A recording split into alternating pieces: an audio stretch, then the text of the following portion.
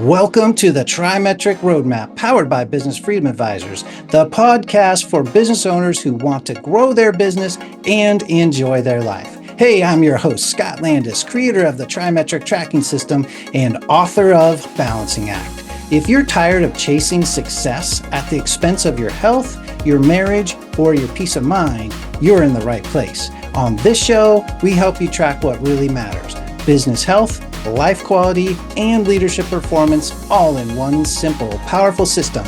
Because when those get out of sync, everything else starts to break down. Our goal here is to help you align it all so you can lead with clarity, scale with purpose, and finally enjoy the freedom you've been working so hard to create.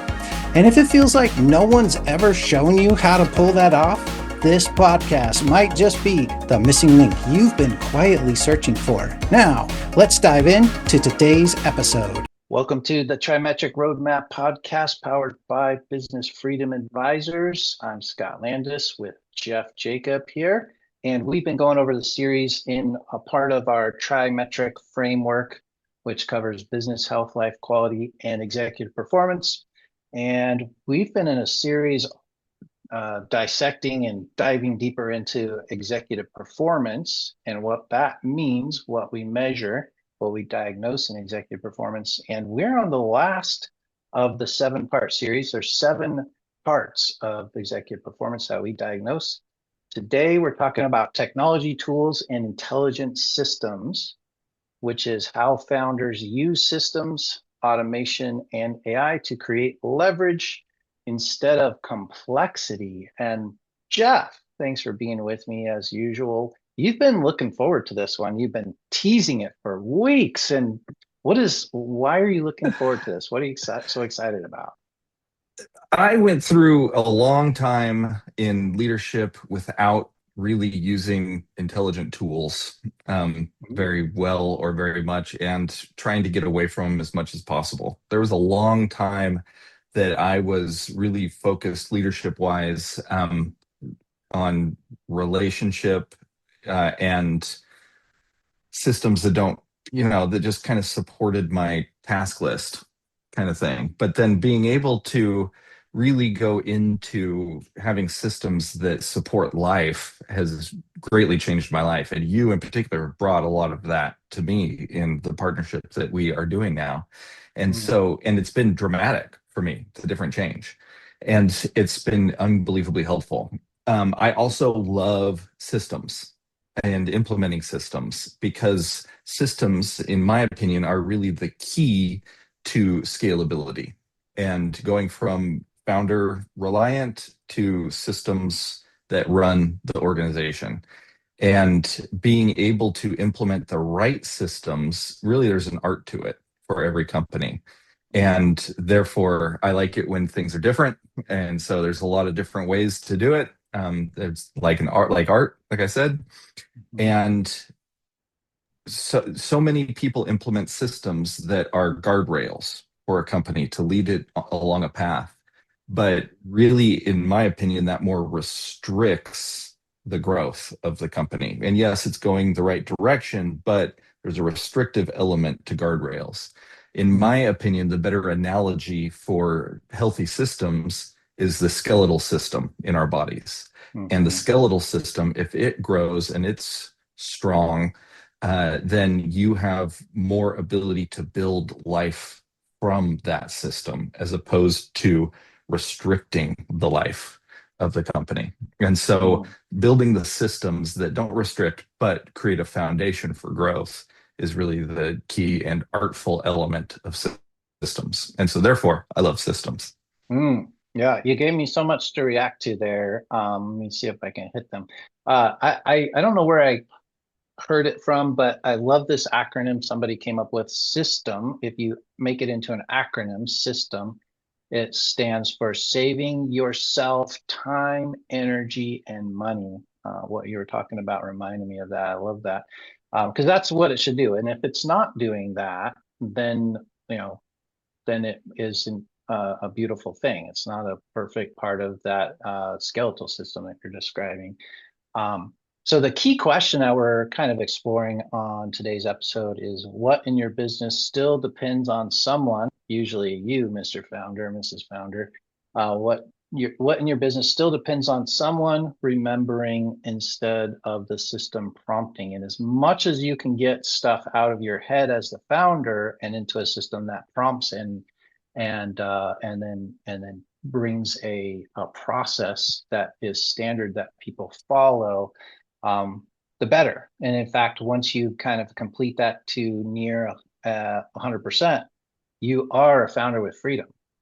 And I'm excited about where we're going next in the podcast, because we're going to unpack all of that. Like, how do you go from everything's in my head to I'm a founder with freedom? That's what's coming next. But today, oh, and one more thing I want to react to. You brought up, you reminded me of, I wasn't even coming into this episode thinking about the life systems, the life of a founder, entrepreneur, business builder, and especially the ones that we go after. The ideal client for us is a family, someone who's building a family and a business at the same time and trying to stay married, trying to be a good parent, trying to do all those things. There's systems for that to be an effective founder, to be an effective business leader, to be an effective family person, all at the same time. That goes back to the trimetric. And so there's some crossover today with intelligent systems that affect life quality as a founder. Yeah, so we'll get into all the things that go into life quality in an upcoming series. But yeah, that's for sure. And little plug for the book, getbalancingact.com. We've unpacked all of those systems into that book, Balancing Act, which is available on Amazon, and you can find all about it at getbalancingact.com. So if you're interested in what kind of systems help a family-oriented business builder, be the best they can be in their business and their family and in their marriage, and just as a human in general, that's what that book's about. It really is a great book. And the truth about systems, so many visionaries in particular, which a lot of founders are, so many visionaries have a big problem with the word systems. But Why? systems, well, because they're so restrictive.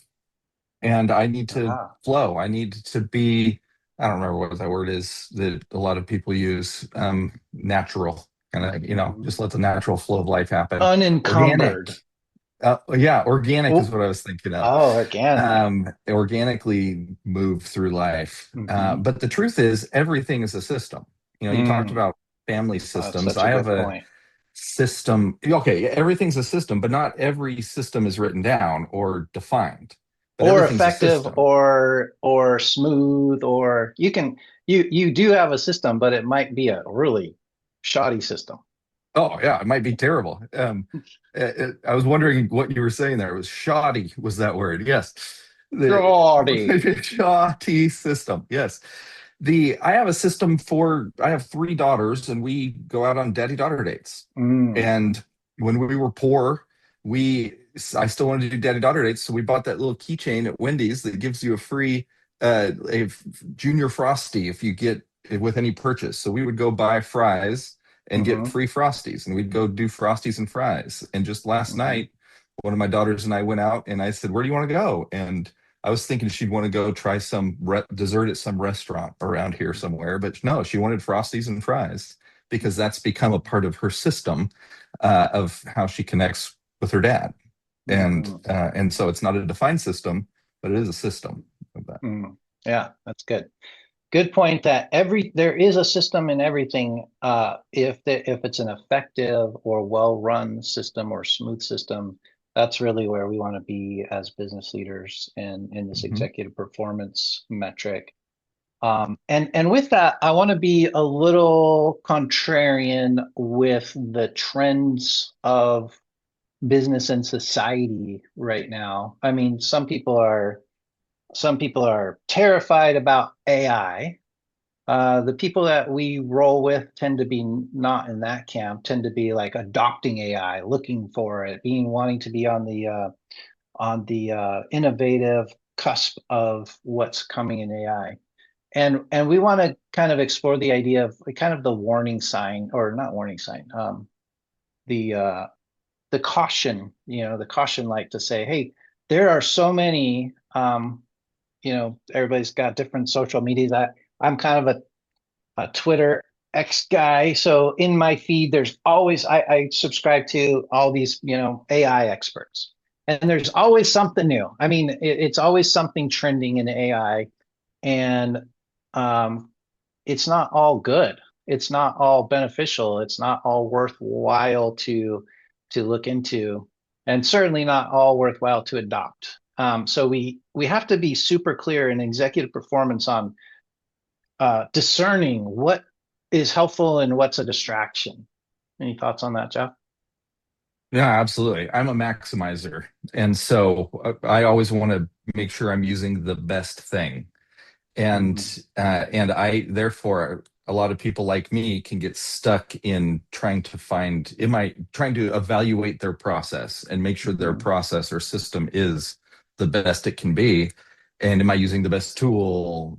All those things. But finding what works for you and sticking with it and letting that be just a part of your system, that every morning I check this and every evening I do this, and just having that be creating the system for your life and your leadership and your organization that works without having to constantly reevaluate, is it the best it can be, but Mhm. having it be good enough to really work. And I love AI. We need to be using AI, but it needs a human touch with it to really maximize it for sure.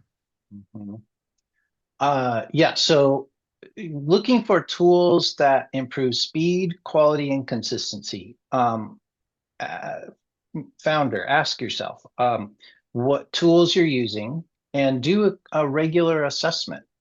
Um, I think I'm doing this at least once a month, if not more often.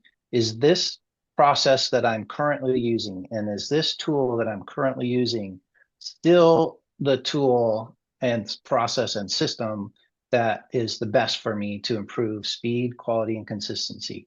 Consistency maybe being the most important, but speed and quality are for sure there. So if you're constantly assessing your systems and your tools through that lens, it's super helpful. And at the speed of technology that we are in today, whether you like it or not, the reality is it's moving super fast and you got to be constantly, it's okay to try.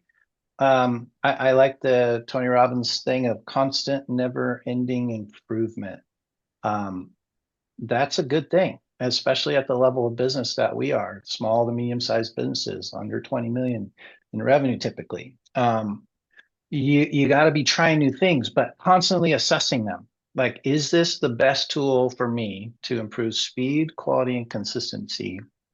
I'm always innovating the systems I use, particularly when it comes to efficiency and effectiveness in time management. If you're an executive level, time is your biggest constraint. It's your biggest, like you should be looking at everything and leveraging your time. Because what do executives do better than anyone? What do they get paid the most for? The most highly paid executives, essentially, the differentiator is how well do they use their time? Because funny thing is every human on the planet has the exact same amount of time.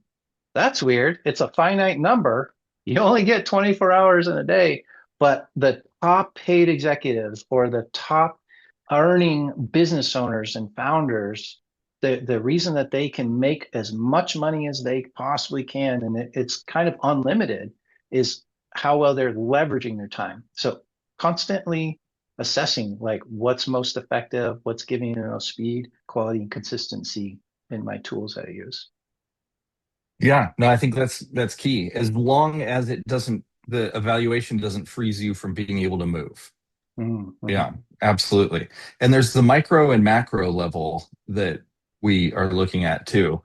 For me, I need routine. I very, very severe ADHD, and I need routine to. I grew up in a season where you had to figure out how to do life anyway. Mm, No excuses. And so there's the system of routine that I need to stay in to be successful. mm, And that's a system. And yeah. within that system, and you have changed my life a lot with the morning routine stuff that Mm, you have in the book, and then which starts the night before and everything. But that routine, that system that has systems in place in the meantime. For mhm, instance, we record when we're on Zoom, we record all of those meetings, which are almost always on Zoom, and put them into our AI tool. And for that, we mhm, use chat. And so we put that into chat and then have it, it's a part of the routine. That's a part of the macro routine. mhm, um, the micro routine is going and putting the transcript into chat, having chat evaluate it, and even mhm. having it coach us, saying, "Hey, how can I be a better CFO in these meetings? How can I accomplish Yeah. these goals?" Having it coach us. It's one of the micro systems in the macro system. Mhm. Yeah, so let me give a practical that was a practical example of how we use AI. Let me give you another one that directly relates. So I created a system I called the Awaken Life Power Journal. Um, the Power Journal is also available on Amazon. By the way, I have an author page on Amazon. If you go to getbalancingact.com, it'll take you to that book, Balancing Act, but then click on my name, and there's lots of books there that are helpful in the realm of what we talk about. But one of them is the Power Journal. Power Journal is a printed 13-week journal. It's the system that I have used since before I even got into the coaching business. Been an entrepreneur since 2001. I started using the system that's documented in the Power Journal probably 2006, just based on things I put together, best practices. And I've had lots of clients use the Power Journal. And if you just want something you can plug and play, get the Power Journal. It takes you through a 13-week process. You just open up that book each day. But I'll be uh, here's an innovation, because I don't need to use that book anymore, because I'm using digital tools now. It's just more effective for me right now. Sometimes I come back to the book. Sometimes I use digital tools. Lately, here's what I've been doing. So if you look at my calendar, I'm doing it right now. If I could share my screen with you, I would. But on Sunday, I have a repeating task. 5 o'clock on Sunday, it says plan the week. By the way, if you're a getting things done, David Allen fan like I am, you put something on your calendar, it's an appointment, even if it's with yourself. You honor those commitments. Whatever's on your calendar is committed. Um, that may be somebody else besides David Allen, but somewhere in there. And so if you open up the plan the week calendar appointment on my Sunday repeating um, calendar, it says a weekly review prompt. Hi chat, we had a great week. Let's start our number one weekly review, and then number two, the week ahead first glance. To begin the review, I'm going to go through each day this past week one at a time, starting with Monday. Don't comment until I have all 5 days. I put that prompt into ChatGPT, and then I voice record. What's that called? Dictate. Okay, Monday I met with Jeff, and I met with Funnel Flow, and then and I kind of go through every day and I review the week out loud. I'm just verbally processing, and it's transcribing my verbal vomit down onto a dictated prompt to chat. And because of that prompt that I gave it in the first place, it's not commenting. I can give it one day at a time. And then after that whole week, I'll be like, okay, what do I need to take out of that week? What do I need to move into the next week? That is just the process that I documented into the system that I call the Awaken Life Power Journal, which you can go get on Amazon. But I do it in a more effective, more speedy, more consistent way. Maybe not same consistency, but it's faster for me. and I can get stuff out of my brain and into a system much quicker, and it's super effective. And then I go through the part two of that prompt, and I go through the week ahead. Okay, coming up on this coming Monday, coming up on this coming Tuesday, and then, oh yeah, I'm going to meet with that person. I'm refreshing my mind, and I'm processing the chat. Now, what does it do in that chat thread?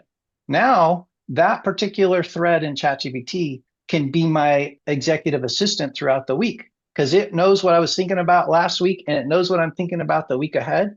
And that's what you want your executive assistant to be doing. So now I've got a digital executive assistant. I can go in and say, hey, what do we got going for today? I can come in on Wednesday morning in the middle of the week and just get refreshed, and it's right there to help me. So anyways, that was a long one, but that gives you a practical, like, you could do this today. And by the way, if you're thinking about being a more effective leader, executive performance wise, that's going to save you time. It's going to keep your brain fresh on what you need, and you're going to use a little bit of a crutch with AI to help you with that. But if it's there, use it.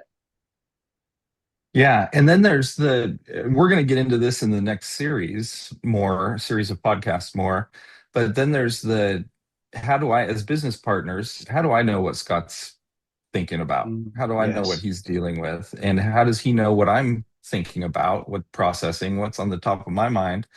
And then and then how do we get aligned with those? How do we make sure we're clear with each other and be aligned without having to just have long conversations about, Mm-hmm. just talking through it? And so there's Mm-hmm. steps to take in there, but we'll get into that in the next series more. Yeah, that's such a good add, and also tease that there. Okay, so kind of wrapping up today's episode, and teeing up next episode. So next episode, we're going to kind of do an overview wrap up of the whole diagnostic of executive performance assessment.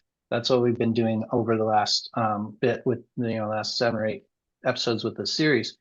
And then next we're going to get into, okay, now that you've assessed all that, how do you implement it into the business? That you need to know.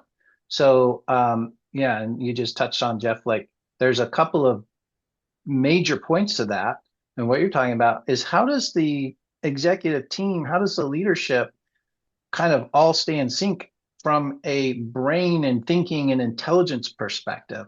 Like, that's a system all by itself. We're going to be unpacking that over the next few weeks. So all that's coming up. And when we get to come back for our next week episode, where we'll wrap up the whole executive performance assessment, and cover all 7 domains again, and get everybody ready for what's coming next. So yeah, keep plugging in with us, keep staying tuned.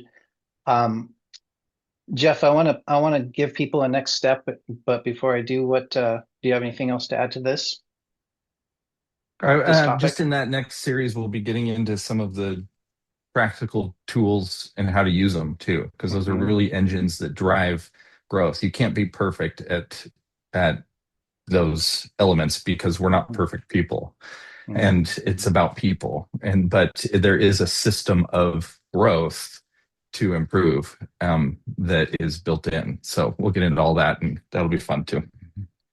Yes. All right. Well, thanks for listening to the Trimetric Roadmap podcast and following along with us. And we deeply and genuinely care about you. If you're a founder, if you're a business owner, if you're an entrepreneur trying to become a founder with freedom, developing a business that can support your life goals and your family and not steal from your life and your family, if you want that kind of business, that's why we're here. We want you to get help that you need. And whether that means you hire business freedom advisors to bring in a fractional executive unit and do a lot of the heavy lifting for you, or you're kind of doing it yourself. We want you to get the help you need, and the best step for you. And I say this every week, and it's only because I want to impress upon you. You got to do some diagnostic. You got to find out where the gaps are, and the trimetric quiz, and getting yourself a trimetric snapshot to see where you are on executive performance, life quality, and business health. The easiest way to do it and to get started, trimetricquiz.com. It's a bit of questions, so give yourself 15 to 20 minutes to go through it, but you will not regret it. So trimetricquiz.com, that's your call to action. That's your next step. Go to trimetricquiz.com and get your Trimetric snapshot. And then on the other side of that, if you want to go deeper dive into your executive performance, what we've been talking about in this series, that is available to you as a next step after that. But you got to go Trimetric Quiz first, trimetricquiz.com. Jeff, thanks for being with me again today. Thanks for listening to the Trimetric Roadmap podcast. We'll see you again next week. Thanks for listening to the Trimetric Roadmap powered by Business Freedom Advisors. I've been your host, Scott Landis. If you're growing a business but something still feels off, you're not alone. That's exactly why we created the Trimetric Quiz. It's not a personality test, it's a powerful diagnostic tool that shows you where you're in alignment and where things may be silently slipping off track across your business, life, and leadership. It only takes a few minutes, and the clarity you'll gain is a game changer. Go to trimetricquiz.com to take the quiz now before the cost of staying stuck gets any higher. Until next time, stay focused, stay aligned, and keep building a business that truly supports your life.